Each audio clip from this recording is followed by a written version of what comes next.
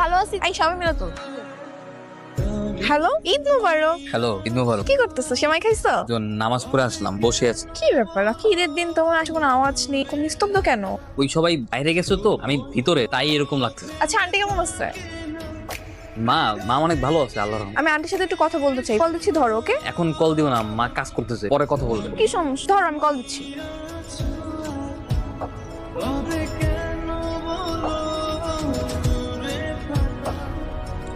কি হয়েছে তোমার? আমাকে মিথ্যা কথা কেন বলছো? না, তুমি বাড়িতে যাওনি কেন? কোনো সমস্যা আমাকে বলো। আমার কাছে টাকা ছিল না। টাকা ছিল না কেন? তুমি তোমার টিউশনের টাকা কি করছো? তুমি খুব ভালো মতো জানো যে আমি 10,000 টাকা দুটো টিউশনি, সেই টাকাগুলো দিয়ে আমার থাকা, খাওয়া, ইন্টারভিউর পিছনে দৌড়াদৌড়ি করা যাবত সহ কতটুকু টাকা বাঁচে ততটুকু টাকাই মার চিকিৎসার পিছনে খরচ করি। আমি এবার মাকে বলেছিল যে আমি চাকরি পেয়েছি, ছিল মিথ্যে। আর মা আশা করে বসে আছে যে আমি এবার বাড়িতে যাব আর আমার প্রথম বেতনের টাকা দিয়ে মা কোরবানি দেবে। আমি এই মুহূর্তে আমার মাকে কিভাবে পাই যে আমার কাছে টাকা নাই, আমি বলছি সেটা মিথ্যা। বরং বাড়িতে যাওয়ার জন্য যে বাসের টিকিটের ভাড়া দিয়ে আমার 1 মাস আবার বিল হয়ে যায়। এই মুহূর্তে কিভাবে বাড়িতে যাবো? তুমি এরকম সিচুয়েশনে পড়ছো, তুমি আমাকে বলতাম, তোমাকে হেল্প করতাম। আচ্ছা, তুমি কি আমাকে আপন মনে করো না? আচ্ছা, হয়েছে, এসব বাদ দাও। ঈদের দিন এভাবে মত করে থাকতে হয়। তুমি চলো, উঠো, ঘুরতে যাও। না। উঠো, আমি বলতেছি, চলো উঠো।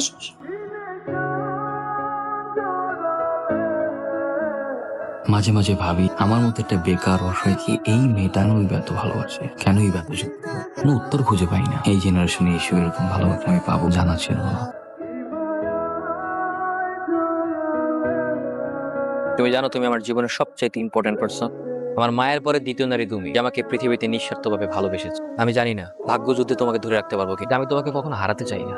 আমি চাই সব সময় তোমাকে বুকে ধরে রাখতে। আমি তো তোমারই। হ্যাঁ মাসুদ। সাকিব, কি ব্যাপার? কি এত রাতে কল দিছিস? সাকিব, কি রে?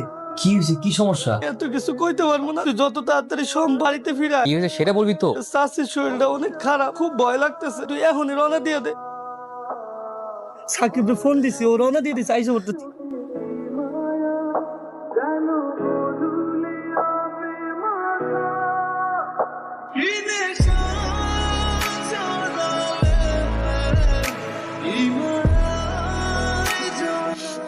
চাষির একটা বিষয় আমার কয় নাই। চাষি না করছিল তোরে কইছে।